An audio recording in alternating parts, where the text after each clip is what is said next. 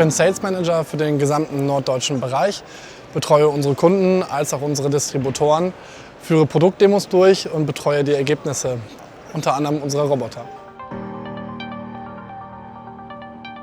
Heute hatte ich vor allem Kontakt zu vielen internationalen Kunden und es war toll zu sehen, wie weit gewisse Menschen, die uns heute hier begegnet sind, über den Tellerrand schauen und welche Vorstellungen und Entwicklungen gerade für unser Produkt hier entstanden sind.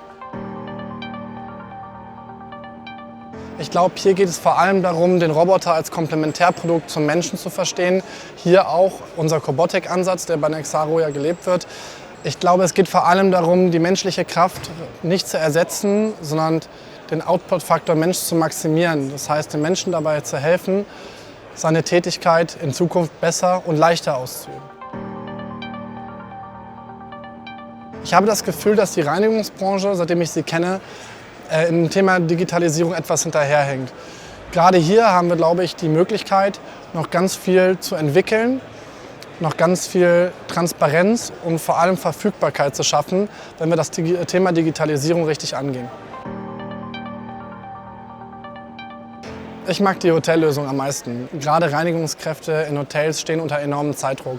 Oft haben Reinigungskräfte nur 15 bis 20 Minuten Zeit, um ein Hotelzimmer zu reinigen. Mit unserer Lösung können wir die Reinigungszeit um ein Vielfaches minimieren. Nexaro. Secure your success.